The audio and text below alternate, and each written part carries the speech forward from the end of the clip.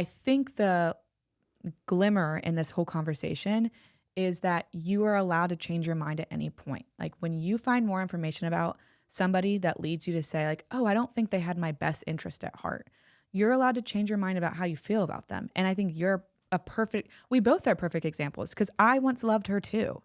And the more we learned, the more we were like, oh, I don't know that I'm going to take everything with the same weight as I once took from her. I'm going to think more. So we came up with some things to look for or ask yourself when you are looking to somebody, whether it's a boss, a friend, a mentor, a famous person, a self-help person, a therapist, a teacher.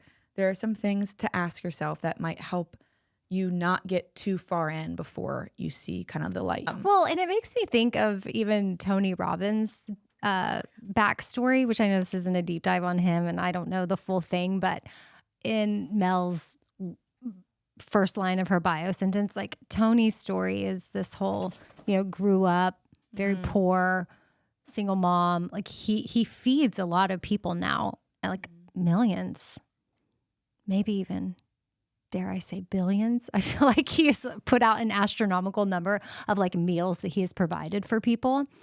And, it goes back to this story of how he was helped as a child. And then I'm like, I hope he was. I'm sure he was. But it seems like a lot of people follow him. I once thought about going to one of his conferences. But I would have to pay a lot of money to go and then have him yell at me to walk on coal. But I think that'd be cool. I feel like I just went so many places with you. I feel like also, though, the rags to riches is so, like, I'm drawn to that. Like, again, if they can do it, we can do it. So I guess we can add that to our Oprah. list. Oh, yeah. Oprah, there's some cracks in Oprah's story, too. Don't tell me.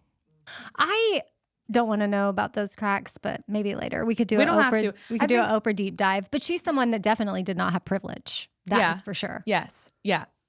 I think Mel had a lot more privilege than Oprah did. Mm-hmm. We can say that. Well, okay. Yeah. I mean, Mel is never going to get fat. She runs and she eats healthy. I can't believe she said that. And I know I derailed us with the whole Tony Robbins thing, but it just made me think of people that I am drawn to at times because of their story and then their charismatic behavior, and that I would pay money to go to one of their events because I think it would be cool and the energy there would be awesome. Like a Rachel Hollis conference before her downfall.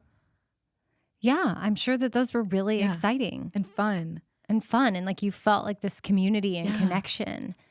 And so that's why I think it's important that I particularly pay attention to these signs or these however many, what do you have? Questions that we need to ask. Yeah. Okay. So 5 questions. Keep it short and simple. 1, is it too good to be true? If it's all encompassing, you might want to do a little bit more digging. 2, do their actions match their words? I mean, are they practicing what they're preaching? And this is how we can know if we can trust somebody. These are the questions we're going to ask ourselves. Okay. Is it too good to be true? Do their actions match their words? Mm-hmm. 3, how do they handle critique and accountability? So you have to really like dive deep into that if you don't have a relationship with this person. Because like even for seeing how Mel handled some critique, we had to go listen to all these other but that podcasts. wasn't hard. But maybe once you see it, you may even notice it in her own stuff. Okay. Yeah. I think that's the other thing is I think you're experiencing. Once the veil is lifted, you see it everywhere because those are now the lenses that you're looking through versus the rose-colored glasses that like, she can do no wrong and she's so nice and she wants to help us. It's like, no, she's a businesswoman and she wants you to buy her book. And she's a genius. Yeah, she's pretty smart. Number 4, do they show humility or just authority? This one is tricky because I think Mel shows her humility in an authentic way.